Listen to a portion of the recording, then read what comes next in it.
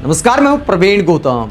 दोस्तों, वीडियो में इस बात का विश्लेषण करेंगे कि सिंगापुर में उद्योगपतियों की बैठक को संबोधित करते हुए पीएम मोदी ने कितनी लंबी लंबी फेंकने का काम किया। आप हैरान रह जाएंगे कि आखिरकार भारत में ऐसा कब हुआ। साथ ही सिंगापुर और भारत की पीएम मोदी ने जो तुलना की, क्या ऐसा लॉजिक देना चाहिए। पहले आपको सुनाते हैं कि पीएम मोदी अपनी सरकार के 100 दिन के काम को लेकर क्या कहते हैं।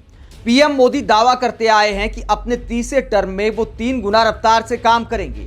तो क्या 3 गुना रफ्तार से पीएम मोदी ने फेंकना भी शुरू कर दिया है। पीएम मोदी ने सिंगापुर में उद्योगपतियों को निवेश के लिए आमंत्रित करते हुए भारत में अपनी सरकार की तारीफ की और क्या कहा 100 दिन के काम को लेकर। जरा सुनिए पीएम मोदी का बयान।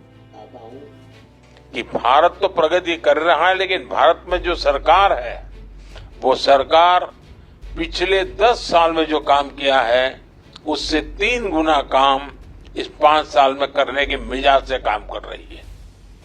वो विश्वास लेकर के हम कर रहे हैं।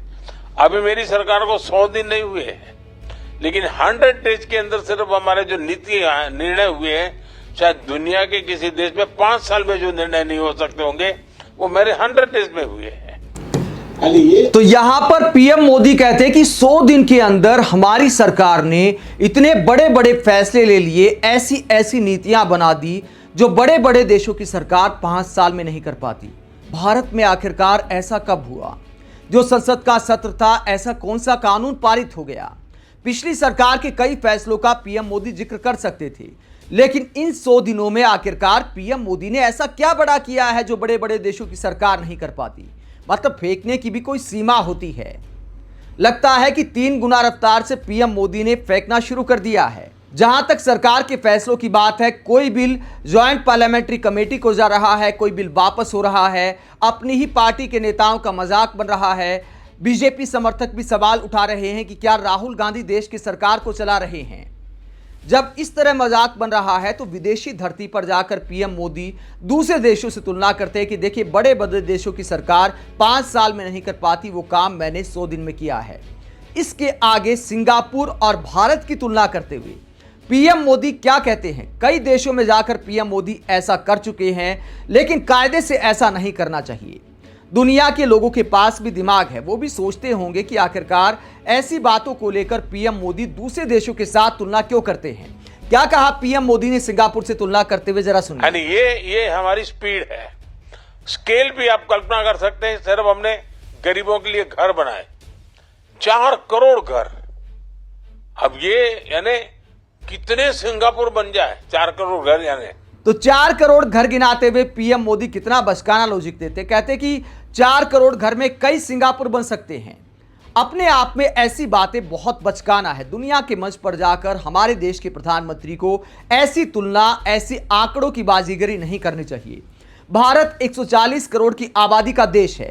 गरीबों के लिए 21वीं सदी में सरकार घर बना रही है, जबकि सिंगापुर और भारत की अगर आप पर कैपिटा इनकम की तुलना करेंगे तो सिंगापुर की पर कैपिटा इनकम 76 लाख रुपए से भी ज्यादा है, जबकि भारत की पर कैपिटा इनकम 2 लाख रुपए से भी कम है।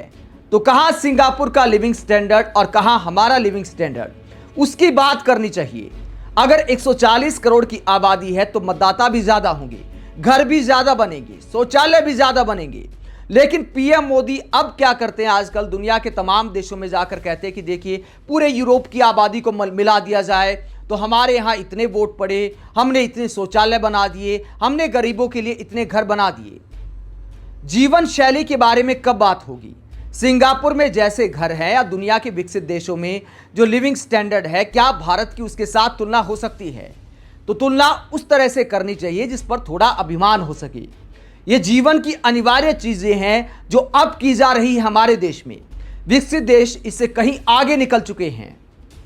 तो इस तरह की बातों का कोई लॉजिक नहीं है कि कई सिंगापुर बन जाएंगे, कई जर्मनी बन जाएंगे, कई यूरोप बन जाएंगे। जब 140 करोड़ का देश है तो आबादी के हिसाब से आंकड़े भी आते हैं, गरीबी के आंकड़े भी आते हैं, बेरोजगारी के आंकड़े भी आते हैं। क्या आप ऐसा बोलेंगे कि भारत में जितने बेरोजगार हैं उतनी जनसंख्या कई देशों की नहीं है। मतलब इन बातों का आखिरकार क्या लॉजिक है। आप इस पूरे मसले पर क्या सोचते हैं। पीएम मोदी ने जो 100 दिन में काम का दावा किया और साथ ही दूसरे देशों में जाकर जनसंख्या के हिसाब को भूलकर बड़े बड़े आंकड़े जो पेश किए जाते हैं, इस तरह की राजनीति को लेकर आप क्या सोचते हैं? कमेंट बॉक्स में अपनी राय जरूर दें। अगर आप हमारी पत्रकारिता को पसंद करते हैं तो थैंक्स के ऑप्शन का भी इस्तेमाल कर सकते हैं। वीडियो को लाइक करें, चैनल को सब्सक्राइब करें। नमस्कार।